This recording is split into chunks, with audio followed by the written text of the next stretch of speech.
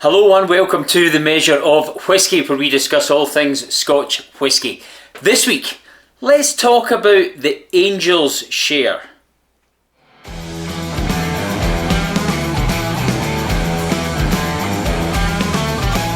Friday and the race is on. The city's gonna be a mess. Okay, so first of all, what is the Angel's Share? Well, when whisky is maturing in an oak barrel, a certain percentage of the liquid over time evaporates into the atmosphere.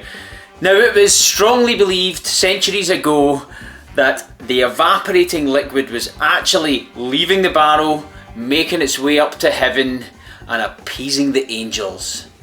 This style of evaporation is not specific to Scotch whisky. Any maturing liquor in an oak barrel over time is going to experience a certain level of evaporation. And the biggest influencer on how much evaporation takes place is down to the climate that the liquor is being matured in. And of course, for Scotch whisky, it has to be matured in Scotland. If you've ever been to Scotland, you will know temperatures are relatively mild, shall we say, and it's very, very wet, which in actual fact is just the perfect climate for maturation of Scotch whisky. And that equates to roughly 2% of evaporation every year. So within that barrel of whisky, as it's maturing year over year, roughly 2% of it will go up to the angels. Another factor that can influence the Angel's Share is the size of the barrel that the whisky is being matured in.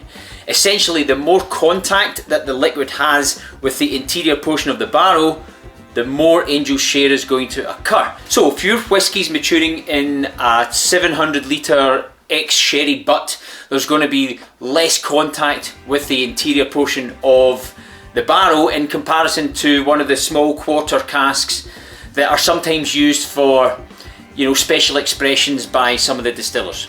How the maturing whisky is stored is going to have a big influence on how much Angel's Share takes place throughout the years. For example, if the whisky is stored in a traditional dunnage where all the barrels are along the floor or directly on top of each other, there's going to be less evaporation in a dunnage compared to a modern day rack system. In the rack system, the barrels have their own little spot. They're not in contact with anything else, which means there's a lot more airflow getting around the barrel, and that has a big influence on how much evaporation takes place. Okay, I want to give you a quick visual display of what that looks like. So if you look at this chart here, what this displays is the amount of evaporation over a set period of time. And you can see there, look at how much evaporation takes place after 18 years, right? Imagine what that's going to look like after 30 years.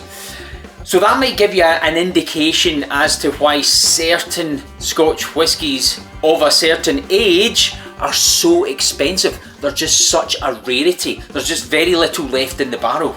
Now, I should mention that over time, the amount of evaporation does start to decrease. Of course, there's less liquid inside the barrel, therefore there will be less of it evaporating. If you think that's bad, just be thankful that your whiskey's not maturing in India. Single malt whiskey is a huge industry in India, but they have one enormous problem: the Angel's Share. Humidity levels are extremely high, temperatures are extremely high, and that climate results in somewhere in the region of 12 to 15% evaporation every single year. Just imagine how much whiskey would actually be left in one of those barrels after 3 or 5 years. Not a lot. Hang on, it's not all bad. We actually want a certain level of evaporation during the maturation process, especially in the early stages. The new make spirit's going into the oak barrel, and that evaporation is actually extracting some of the unwanted characteristics that are in the new make spirit. So really, it's rounding off the flavour, the character and the overall expression. So we do actually want a little bit of that evaporation. So maybe the angels are actually doing us a favour.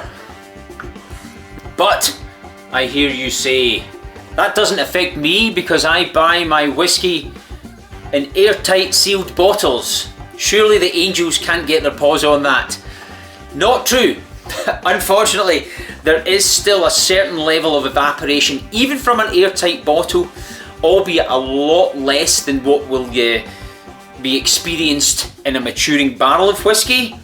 An airtight sealed bottle of whiskey still has a certain element of evaporation. You may have seen certain bottles of whiskey of a certain age, you know, that have a large portion out of the neck of the bottle just seems to have disappeared. Well, it's evaporated over time.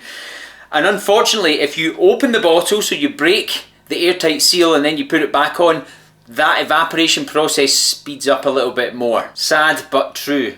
So that's the Angel's Share. If you ever hear anybody talking about Angel's Share, hopefully you now have a better understanding of what it is. And here's my advice. If you have a beautiful bottle of whiskey, drink the damn thing before the angels get their hands on it. Slange.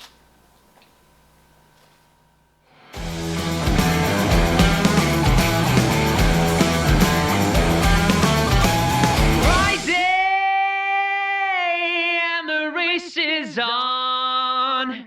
This city's gonna be